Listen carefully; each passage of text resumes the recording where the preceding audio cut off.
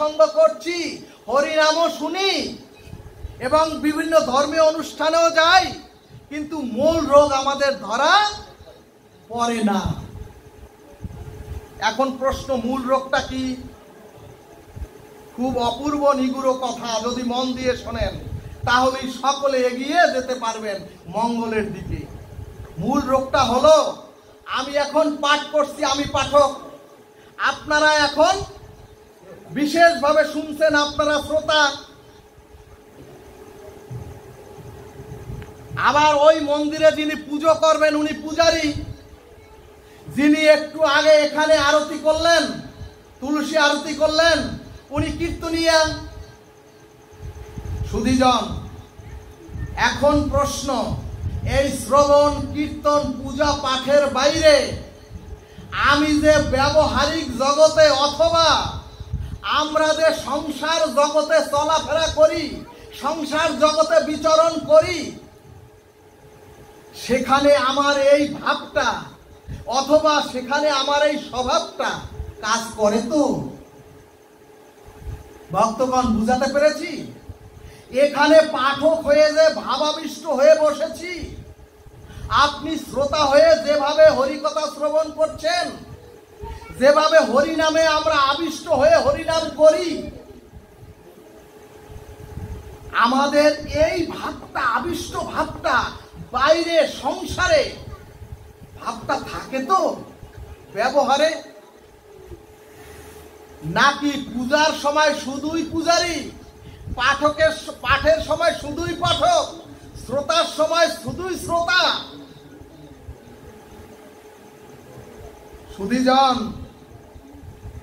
সুধীজন, আমাদের জানতে হবে, এতদিন আপনার সাধু, যদি আপনি শুধুমাত্র এই পাঠের সময় পাঠক হন, যদি এই হরিনাম যতক্ষণ হচ্ছে হরিকথা এই সময় যদি শুধু শ্রোতা হন, শুধু পুজোর সময় বাসায় গৃহে অথবা মন্দিরে পূজার সময় যদি পূজারী হন, আর যদি ব্যবহারিক জীবনে আপনি এই ভাবটা না থাকে, তাহলে বুঝবেন আপনার রোগ সারেনি, আর রোগ ধরা পড়েনি, আর এতদিন সাধু সঙ্গ আপনার সফল হয়নি। সুধীজন, এখানের ভাবটা যদি সংসারে ব্যবহারে, যদি পূজারী কীর্তনিয়া শ্রোতার ভাবটা বজায় থাকে সংসারে ব্যবহারে, তাহলে জানবেন আপনার পুরো রোগ সেরেছে এবং সাধু সঙ্গ সফল হয়েছে। এখন প্রশ্ন আসতে পারে, ভাবটা কেমন? ভাগবত বললেন, এখানে সাধু সঙ্গে ভাগবত আসরে এই যে নারী পুরুষ সব একত্রে বসলেও কিন্তু কারো মনে এখন কোনো বিকার জন্ম নিচ্ছে না। তার মানে এখানের যে ভাবটা, অর্থাৎ পর নারী পর স্ত্রী, আমার মা বোনেরা পাশে বসে থাকলেও তাদের প্রতি আমাদের মমত্ব বা মাতৃত্ব ভাব, এবং এখানে আমরা তো শান্ত, এখানে তো আমরা সকলে সমাহিত সুমিষ্ট ব্যবহারে আছি, কিন্তু এখান থেকে উঠে গিয়ে সংসারে যদি এই ভাব বজায় থাকে, তাহলেই জানবেন এতদিনে সাধু সঙ্গ সার্থক হয়েছে। গৌর ভক্তবৃন্দ, এক বৃদ্ধ মাঝি তার পিতাকে বলছে, দেখ তো সারা রাত্র বাইতেছে নৌকা, সারা রাত্র বাইয়া সকালবেলা বলে, ওরে দেখ তো কতদূর নৌকা আসলো। ছেলে তাকিয়ে দেখে, ছেলে বলছে, ও বাবা এত সর্বনাশ, হারামজাদা সারা রাত্র পাইলাম যে। পুত্র বলছে, বাবা ওই নৌকার নম্বরই তুলি নাই।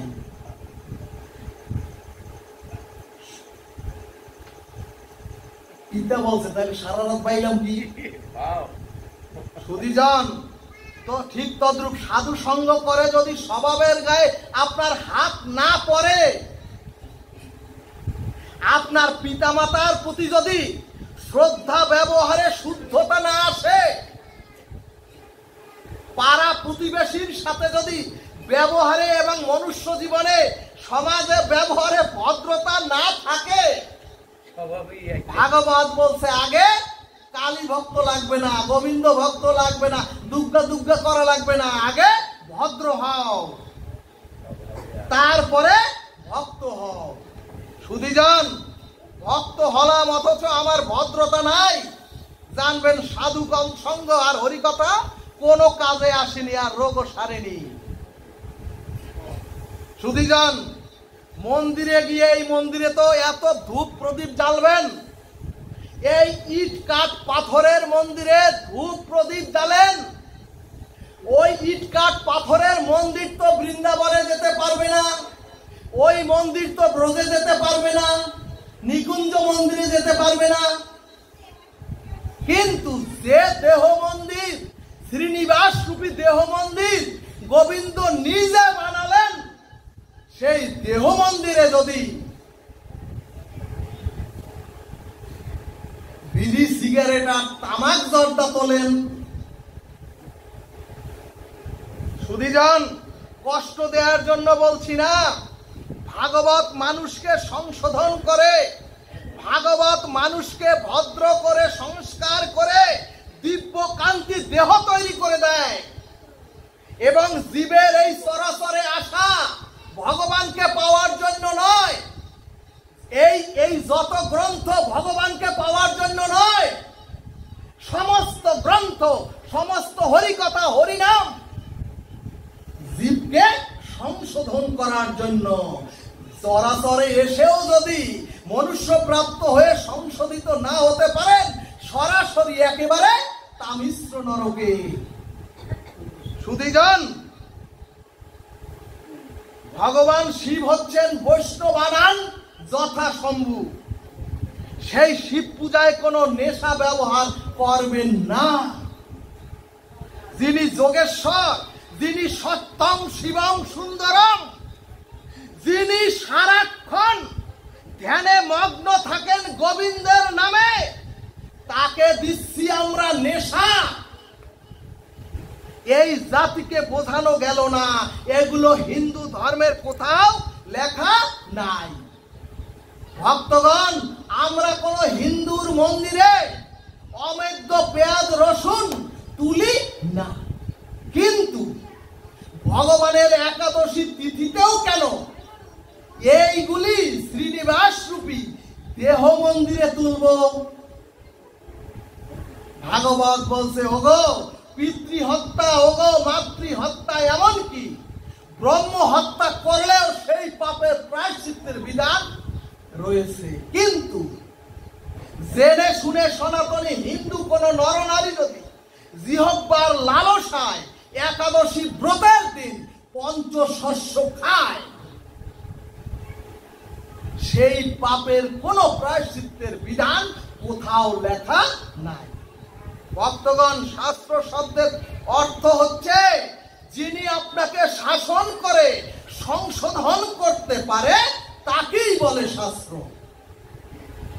এমনকি ভক্তগণ, বাবা মা মারা গেলে শ্মশানে নেশা জাতীয় দ্রব্য অথবা বিড়ি সিগারেট দিতে হবে। কত বড় জাতির অধঃপতন হলে শ্মশানের মতো পবিত্র জায়গায় মদ বা নেশা দিতে হয়? সুধীজন, এগুলো পৃষ্ঠার অক্ষরে লেখা নয়, এগুলো ভাগবতের পৃষ্ঠার অক্ষরে লেখা নয়। গীতা ভাগবতকে অমান্য করলে শাস্ত্র আপনাকে সাজা দেবেই।